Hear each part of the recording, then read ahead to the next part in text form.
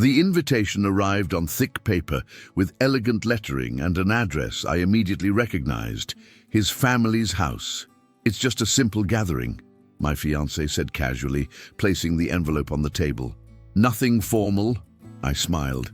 Not because I believed him, but because I had already learned that, in his family, nothing was ever truly simple. I chose a discreet dress, clean lines, neutral color, no visible brands. It wasn't insecurity, it was strategy. In places where status speaks before people do, those who draw attention too early become targets. And I had no intention of offering free ammunition. The mansion looked like something out of a magazine spread. The garden was flawless, the cars aligned as if following an invisible hierarchy. The moment we walked through the gate, I felt that silent pressure. The sensation of entering a space where everything is observed, evaluated and classified. Crystal glasses clinked. Measured laughter echoed. Perfumes mixed with the scent of freshly cut grass. When we entered, the looks came before the words. His mother was the first. Her eyes scanned my simple dress, paused for a second longer than necessary, then moved on. In that brief moment, I was categorized, not as a future daughter-in-law, but as something temporary. His sister greeted me with a quick smile, the kind that doesn't invite conversation. His father asked a generic question about traffic and quickly turned to someone more interesting. I was there, but I wasn't included. I introduced myself politely. I smiled. I thanked them for the invitation. They responded with rehearsed kindness, the kind of kindness that tolerates, not welcomes.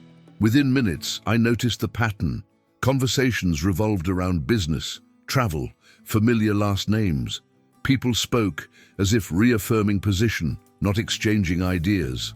Someone mentioned a recent investment. Another replied by citing a very well-connected contact. Every sentence felt like a piece in a silent game of validation. His father finally turned to me, seemingly interested. "And what do you do?" Before I could answer, my fiancée stepped in naturally. "She helps with some projects." Helps. The word landed between us like a thin blade, discreet but sharp. I kept my smile. I didn't correct him. I didn't add anything. I observed. His mother slightly tilted her head, satisfied. His sister exchanged a quick look with someone beside her. A cousin joked about starting from the bottom and laughed. That was the moment something inside me broke and something else awakened. It wasn't immediate anger, it was clarity. I understood with almost cruel precision that this night wasn't about celebration. It was about judgment, about measuring worth by appearance, surname, and seating position. I didn't argue. I didn't defend myself. I didn't explain. I stayed silent. And in that environment, silence worked like a mirror. It reflected exactly what people wanted to hide. Subtle comments followed. "This must all be very new for you," someone said with a patronizing smile. "This family demands a lot," another added. "But it's good to be around people who know how things work," a third concluded. I thanked them. I nodded. I observed. Each sentence carried the same assumption. I was there by luck, not merit, by convenience, not choice. My fiancé stayed beside me, but not with me. He laughed when expected, changed the subject when it got too close to me. Not once did he correct anyone. Not once did he truly introduce me, and that hurt more than the looks, because his silence wasn't distraction, it was a decision. At one point his mother approached again, holding a glass. "I hope you're comfortable," she said. "It's not always easy to adapt to environments like this." "Environments like this," I smiled. "I am. Thank you," I replied. She seemed satisfied, as if something she already believed had just been confirmed. That was when I realized, to them, I wasn't the future wife. I was a placeholder, a convenient face while more important alliances were discussed elsewhere. I wasn't there to belong. I was there to fill space. It hurt deeply, but at the same time, it did something unexpected. It turned my pain into focus. I started noticing everything: who spoke too much, who avoided certain topics, who grew tense when contracts were mentioned. While they played social royalty, I watched the machinery, and I understood something essential. They were far too comfortable to realize they had underestimated the wrong person. When dinner was announced, someone pointed me toward my seat, not beside my fiancée, slightly farther away, near people considered less central. I accepted. Because in that moment, I already knew. That night wouldn't be my ending, it would be my beginning. They had just shown me exactly who they were, and without realizing it, they had made their first mistake. Dinner began with the precision of an old ritual. Seats were not random. Each chair seemed chosen to reinforce invisible hierarchies, strategic couples side by side, the important people closer to the center, conversations carefully crossed. I was placed where guests are put when they are not meant to influence anything. I watched in silence. The first course arrived, and with it, comments carefully wrapped in politeness. "That dress is simple," his aunt said, leaning slightly toward me as if sharing a secret. "It must be comfortable." "Comfortable?" I smiled. "It is," I replied. "I like things that don't need to prove anything." She blinked, confused, and turned her attention to someone wearing a recognizable brand.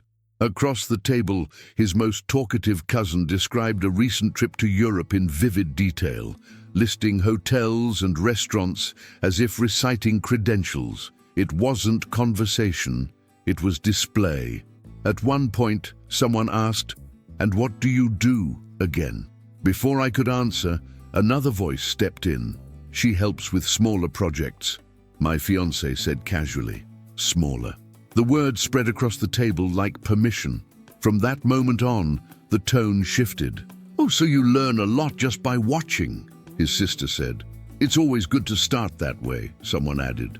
"Who knows? Maybe one day you'll get there," another concluded, smiling. It was almost funny, if it hadn't been so revealing. I didn't argue, I didn't correct. I gave no hints, I observed. There was something fascinating about the way they spoke to me. No one asked what I thought. They simply explained how the world worked, as if I were there to receive instructions. At one point, his father began explaining enthusiastically how a large company is structured. "The key is knowing who makes the decisions," he said. "The people at the top see everything first." I nodded, genuinely interested. "That makes sense," I replied. He smiled, pleased to be teaching. The humor wasn't in the words, but in the confident ignorance. They were explaining their world to someone who knew it better than they imagined. My fiancé remained quiet. He didn't seem uncomfortable, he seemed relieved. It was easier to keep me small than to have difficult conversations with his family. That was the betrayal that hurt the most. Not their mockery, but his convenience. At one point, his mother raised her glass for an improvised toast. "To family," she said, "and to good choices." She glanced briefly at me before smiling at her son. Good choices. The message was unmistakable. I felt the impact, but I didn't react. I simply lifted my glass and took a small sip. I didn't need alcohol to stay steady. Meanwhile, the conversation drifted back to business, contracts, partnerships, future plans. "We're about to close something big," his uncle said excitedly. "A solid company, very well run." My interest sharpened. "Which company?" I asked with genuine curiosity. He mentioned the name. "My company." Internally, I smiled. Externally, I remained neutral. "Oh yes," I said. "I know it well."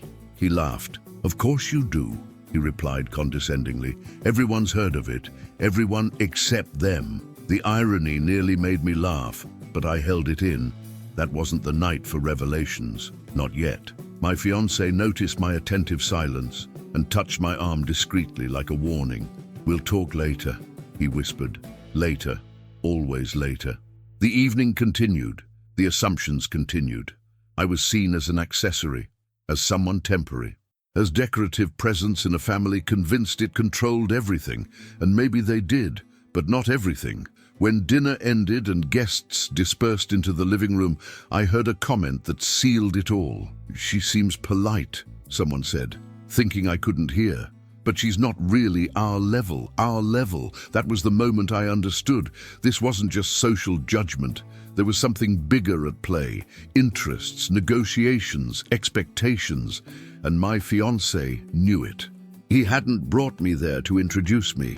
He had brought me to test me, to see how much I would tolerate without questioning, to keep the peace while deciding what to do with me later.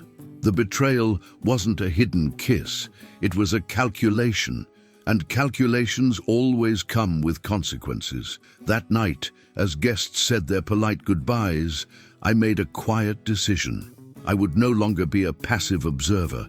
If they wanted to measure my worth by my dress, I would show them the weight of truth. On my time, in my way. And when that moment came, no one at that table would be ready. After dinner, the house transformed into a stage of parallel conversations. Small groups formed, dissolved, and reassembled according to invisible interests. Laughter rose in one corner, whispers in another. Everything looked light, and nothing was. My fiancé moved through the room with ease. He greeted one person, embraced another, laughed at precisely the right moments. He knew that environment like someone who knows an old map. He knew where to step, where to pause, where to smile. And I walked a few steps behind, not out of submission, but because for the first time I wanted to see how he moved when he believed I wouldn't demand anything. At one point, I approached while he was speaking with two close relatives. The topic was, once again, business. "We need someone reliable to handle this part," his uncle said. "We can't afford mistakes right now." My fiancé nodded. "I agree. It's a delicate moment." "And your fiancée?" someone asked, glancing at me with superficial curiosity. "Does she understand these things?" Before I could answer, he smiled and said, "She prefers to stay behind the scenes." Behind the scenes. It wasn't said with malice. It was said with relief. The phrase did exactly what it was meant to do. The topic changed. The question died there. And with it, the chance for me to be placed on equal ground. I watched his face as he spoke. There was no guilt. There was convenience. Later, when we were briefly alone, I asked calmly, "Why did you answer for me?" He seemed surprised, but not offended. "I thought it was better that way," he said. "My family is complicated. I don't like mixing everything. Mixing everything." "Everything what?" I asked. He sighed, as if explaining something obvious. "Work, business, expectations. You know." I did know. I knew he was choosing the easiest path. I knew he preferred avoiding tension with his family, even if that meant diminishing me. "They don't know me," I said. "Yet," he replied. "With time, things will settle." Time. That word was another comfortable delay. We returned to the living room. He kept talking, I kept observing, and I began to notice something I had overlooked before. He used silence as a tool. My silence. Whenever someone underestimated me, he didn't correct them. Whenever someone made a biased comment, he changed the subject. Whenever I was placed on the margins, he pretended not to notice. It wasn't distraction. It was strategy. Later, I found his mother near the balcony. She looked me up and down with the precision of someone who believes she has the right to judge. "My son is very dedicated," she said bluntly. "He always has been. He often takes on more responsibility than he should, I imagine," I replied. "He carries a lot on his shoulders," she continued. "Sometimes he needs someone who can accompany him, without creating complications." The message was clear. I shouldn't take up space. I should make things easier. "I understand," I said with a restrained smile. She seemed satisfied. Meanwhile, my fiancé spoke animatedly with his father and uncle. At one point, I heard my name mentioned. I stepped closer. She's very discreet," he was saying. "She prefers not to draw attention." Prefers, that was enough. I didn't argue. I didn't confront him. I didn't make a scene. I simply understood. I understood that he had already made a choice, even if he hadn't admitted it to himself. He wanted the marriage, but not the discomfort. He wanted my presence, but not my weight. He wanted his family's peace, even if it meant my silence. His betrayal wasn't another woman. It was the way he positioned me when he believed I wouldn't react. Later, as the evening came to an end, he approached me with a rehearsed smile. "Are you okay?" he asked. "I am," I replied. "You were quiet tonight." "I observed," I said. He laughed, relieved. "I'm glad you understand," he commented. My family can be intense, understand. He confused understanding with acceptance. On the drive home, silence settled between us. It wasn't uncomfortable. It was revealing. It was an important night, he said, breaking the silence. For all of us. For all of us. It was, I agreed. He reached for my hand. Do you trust me? I looked ahead before answering. I trust facts, I said, not vague promises. He didn't insist. And in that simple moment, I made a decision that would change everything.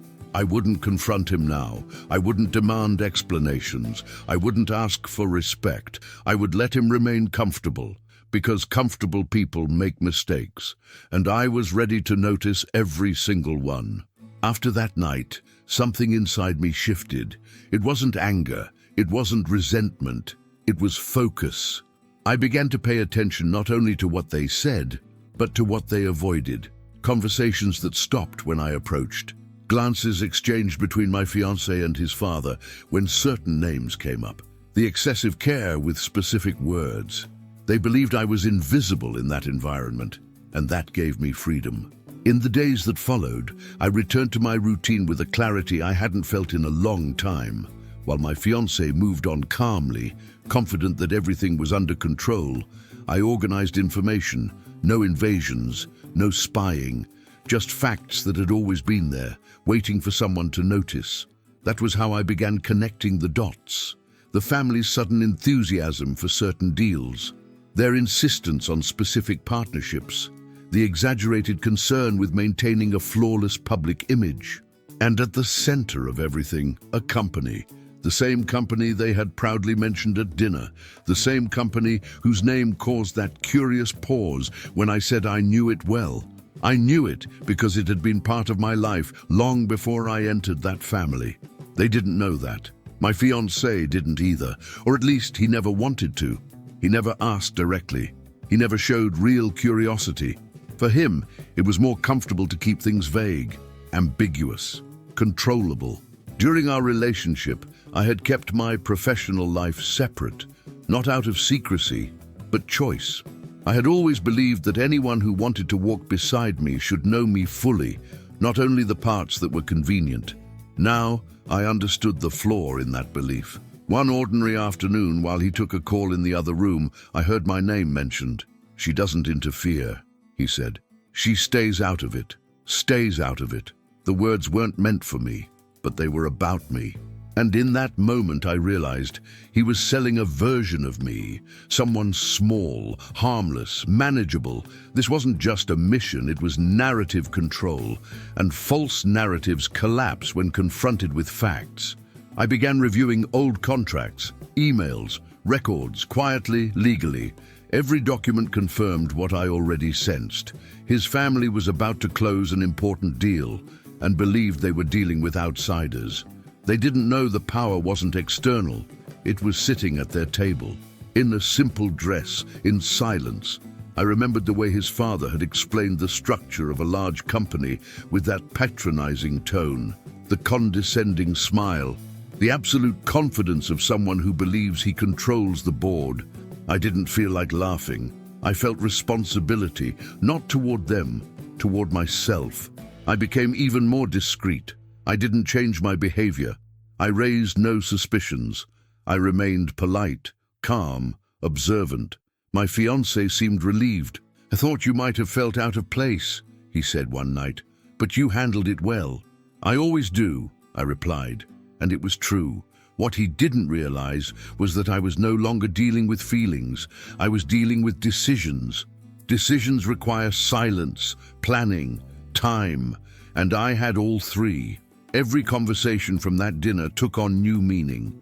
Every comment carried weight.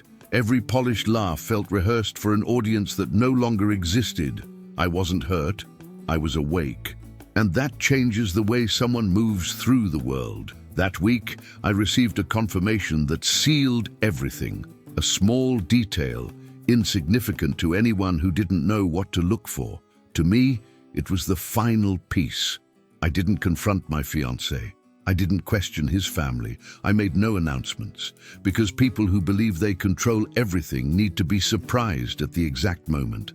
And I already knew when that moment would come. the so-called perfect night. The one they were organizing to impress investors, seal reputations, and reaffirm status. The same night when, without knowing it, they would place their pride in front of the truth. And I would be there, not to defend myself, not to ask for respect, but to calmly reclaim everything they had tried to take from me without realizing it. My voice, my dignity, and control over my own story. He never asked. That was the hardest truth to accept, and also the clearest one. In the days following the event, I began watching my fiancé with different eyes. Not the loving eyes I once had, not the wounded eyes of someone hurt. Attentive eyes. I noticed how he spoke about me when he thought I wasn't listening, how he introduced me in spaces where status mattered, how he avoided any detail that might make me relevant. It wasn't open cruelty. It was something more comfortable than that. It was omission. One night, while we ate dinner in silence, I decided to test something simple. "Have you ever wondered how my company actually works?" I asked casually. He looked up from his plate, confused. "Your company?" "Yes," I replied calmly. "The one I've worked with for years." He smiled, relaxed. "You've always been very discreet about that," he said. "I never thought it was something big." Something big. The words confirmed everything. "Why not?" I asked. He shrugged. "You never felt the need to show it off. And honestly," he hesitated, "I figured if it were important you would have mentioned it." There it was, the distorted logic that excused his lack of curiosity. He believed that loving someone didn't require knowing them fully. Accepting the convenient version was enough. "You never asked," I replied calmly. He laughed, trying to soften it. "I didn't think it was necessary." Necessary. That word echoed inside me. Because this wasn't about professional curiosity. It was about human interest. He didn't want to know who I was outside the role I played in his life. I began connecting the pieces with brutal clarity. I remembered how he always changed the subject when I talked about work, how he avoided taking me to certain events, how he preferred that I remain neutral, not to protect me, but to avoid disrupting the narrative he maintained with his family. In a seemingly casual conversation, he let something revealing slip. "My mother has very clear plans for the family's future," he said, "and I didn't want to create unnecessary conflict. I understood then that he had chosen the comfort of his family's approval over the risk of presenting me as I truly was. Not because he was ashamed of me, but because he was afraid of what it would change." "Did you know they were negotiating with my company?" I asked. He froze for a second. "Negotiating?" "Yes," I continued. "They talked about it at dinner." He looked away. "That's my father's business," he said. "I don't get too involved. A lie by omission." He knew enough to sense that something important was happening, but he chose not to connect the dots, because connecting them would mean losing control. "Didn't you find it strange?" I asked. "The company name, the comments, the excitement?" He sighed. "I trusted you to know how to handle it." Once again, responsibility shifted. He didn't want to know. He wanted me to resolve things quietly, without disturbing his comfort. That's when I understood something essential. His betrayal wasn't another woman. It was keeping me small, so everything else could stay easy. His silence that night wasn't fear. It was calculation. Calculation from someone who believes decisions can always be postponed, but eventually, later, arrives. And when it does, it doesn't ask for permission. That night, as I lay in bed, I already knew there was no wedding left to discuss. Not because I didn't love him, but because I no longer trusted the person he chose to be when the world was watching. He slept peacefully beside me. I didn't. Not from pain, from decision. The night was announced as a milestone. An event meticulously planned to impress investors, reinforce alliances, and solidify the image of a family that believed it controlled every detail of its own destiny. Invitations sent well in advance, a selective guest list, rehearsed speeches. I received the invitation as one receives a confirmation, not of attendance, but of timing.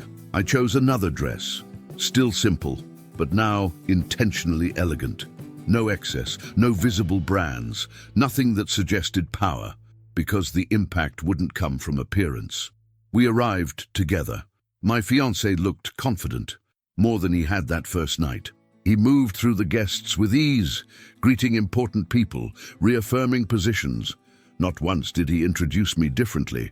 I was still her, the discreet fiancé, the companion. The hall was flawless, warm lighting, low music, strategic conversations. In one corner, representatives from the company his family was eager to close a deal with. My company. I watched as his father approached them enthusiastically. Broad gestures, calculated smiles. The familiarity of someone who believes he's in control. "Tonight we close something big," I heard him say. "We close." The word made me smile inwardly. The event progressed.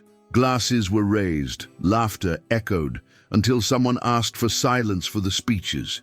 His father spoke first. He talked about tradition, about vision, about the future. He thanked strategic partners and made a point of mentioning the company they were about to partner with. A decisive agreement. My fiancé squeezed my hand, satisfied. I kept my posture steady. When the company's representative was called to the stage, polite applause followed. He thanked everyone, spoke about synergy, growth, and alignment of values. Then something unexpected happened. He looked in my direction, just for a second, but long enough to draw attention. "Before we continue," he said, "I'd like to invite someone special to join us." A murmur swept through the room. "The founder and current owner of the company." The silence was immediate. I felt his mother's gaze pierce through me. His father frowned, confused. My fiancé slowly turned toward me, not understanding. I stood, unhurried, unsmiling, unnervous. I walked to the stage under dozens of eyes that for the first time truly saw me. Each step recalibrated reality. When I reached the representative, he smiled with respect. "Thank you for being here," he said. "None of this would be happening without you." I took the microphone. "Good evening," I said calmly. My voice was steady, natural. "I imagine many of you are surprised," I continued. "I would be too if I were in your place." A ripple of discomfort spread.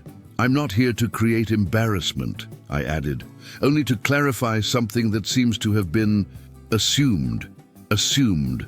I saw his mother reach for her glass without drinking. His father remained still. My fiancé looked frozen. "The company mentioned tonight has always been mine," I said. "Long before this event, long before any conversations about partnerships." The silence became absolute. Not through marriage, not through convenience, but through work. I took a breath. "I learned about these negotiations the same way anyone would," I continued, "by listening to conversations at dinners where no one expected me to be paying attention. Some guests looked away. Others seemed captivated. What didn't bother me was the lack of questions," I said. "What surprised me was the certainty with which conclusions were reached without facts." Pause. Conclusions are dangerous when they replace respect. I handed the microphone back. There was no immediate applause. There was something stronger. Silence. The heavy silence that settles when a narrative collapses. I stepped down from the stage with the same calm I had walked up. My fiancé tried to speak, but no words came. His mother stared as if seeing a stranger. His father seemed to age in minutes. There was no anger in the room, only shock, and strangely, relief. Because truth, when it finally appears, ends games. I didn't stay until the end of the event. I didn't need to. As I left, I felt something I hadn't felt in a long time. Lightness. I hadn't exposed anyone. I hadn't humiliated anyone. I hadn't raised my voice. I had simply lifted the veil. And that was enough. The silence didn't end when I left the stage. It followed me. Not the awkward silence that demands explanations, but a different kind. The kind that rearranges everything internally. In the days that followed, no one called to argue about what had happened. There were no accusations, no formal apologies, just an almost automatic distance, as if everyone suddenly needed to recalculate the correct space to speak to me. His family had always prided themselves on controlling the room. Now the room had changed. My fiancé was the first to break the silence.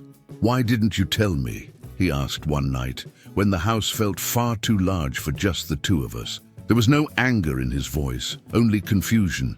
"You never asked," I replied. He ran a hand over his face, tired. "I just thought that—" he started, then stopped. Thought. That word returned with force. "You thought I would be convenient," I finished, "that I would fit wherever it was most comfortable." He didn't deny it. He sat down on the couch like someone who realizes too late that he's lost the map. "My family is furious," he said. "Not at you, at me. That didn't bring me satisfaction. It brought confirmation. They feel exposed," he continued. "Deceived." "No," I corrected calmly. "They feel contradicted. Those are different things." He fell silent. "I never meant to diminish you," he said eventually. "But you did," I replied. "Every time you chose not to present me as I truly am." That was the first time he truly listened. He didn't respond. He didn't justify himself. He didn't deflect. In the days that followed, consequences spread quietly. Negotiations with his family cooled, not out of revenge, but caution. Trust becomes fragile once people realize it was built on assumptions. Investors began speaking directly to me. Representatives adjusted their tone. Conversations became objective. No theatrics. No condescension. My fiancé watched from a distance. It was strange seeing him outside the center. He had always been comfortable there. Now, he didn't seem to know where to stand. "Aren't you going to say something to them?" he asked once. "About what?" I asked. "That this wasn't an attack." I smiled faintly. "I didn't attack anyone," I said.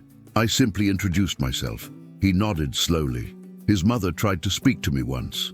She chose her words carefully, like someone stepping on unstable ground. "It was never our intention to disrespect you," she said. "I know," I replied. "You simply didn't consider me." She seemed to understand the difference, or at least accept it. The curious thing was that the quieter I became, the clearer everything grew. People don't need long explanations when the truth has already revealed itself. Inside me, something settled. It wasn't triumph. It wasn't revenge. It was alignment. For the first time, I didn't need to shrink to fit anywhere. My fiancé, meanwhile, became someone I barely recognized, or perhaps someone who had always been there, more insecure, more cautious, less certain. "I don't know where I fit now," he admitted one night. I looked at him carefully. "That might be the problem," I said. "You always wanted a guaranteed place." He stayed quiet. "I can't be that place for you," I added. It wasn't an argument. It was a realization.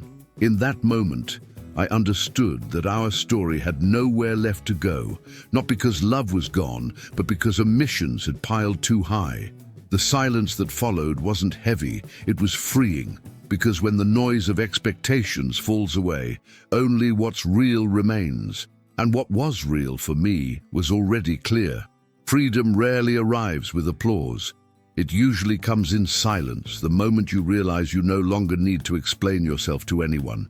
After that night, there were no dramatic announcements, no long conversations, no final scenes worthy of a movie, just a natural separation. My fiancé tried, for a few days, to act as if everything could still be adjusted. Small gestures, careful questions, a late effort to seem present. But something between us was irreparable, trust in intention. "We can start over," he said one last time. "Now everything is clear." I looked at him calmly. "Now it's clear to you," I replied. And it was clear to me earlier, he didn't insist. Because when someone understands they've lost their place, they know that insisting only makes the loss more visible. The decision wasn't announced to his family. It wasn't discussed at large tables. It didn't become public conversation, it simply happened. I left the relationship the same way I had entered that event, quietly. But it wasn't the same silence. Before, it had been imposed. Now, it was chosen. I continued my professional life without noise. Partnerships followed a different rhythm. Negotiations were reorganized. Respect settled in without me having to demand it. Curiously, the less I spoke, the more people listened. His family went on with their lives, with fewer certainties, with more caution. I felt no need to confront them again. That night had been enough. Truth doesn't need repetition when it's properly placed. My former fiancé, because that's what he now was, became a curious memory.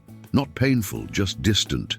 Someone who had been in my life while I learned something essential about myself. That love without curiosity becomes convenience. That imposed silence becomes weight. And that being underestimated is sometimes only a phase before being clearly seen. I didn't leave that story angry. I left with something far more valuable: autonomy. The certainty that I don't need to shrink to belong anywhere, that I don't need to be discreet to be accepted, that I don't need to wait for recognition when I can simply introduce myself. The curious thing is that after everything, no one tried to describe me again, not as an assistant, not as a companion, not as something temporary. They finally learned not to assume, and I learned not to allow it. It wasn't revenge, it wasn't retaliation, it wasn't unnecessary exposure. It was clarity. And clarity changes everything. I left with my head held high, with my value intact, with my life aligned, free. Sometimes the greatest victory isn't proving who you are, it's no longer needing to. If this story touched your heart, please subscribe to Stories We Tell, leave a like, and share it with someone who needs to hear it. Your support helps us keep creating stories about love, forgiveness, and second chances, because stories that touch the heart deserve to be told and remembered. Thank you for being here.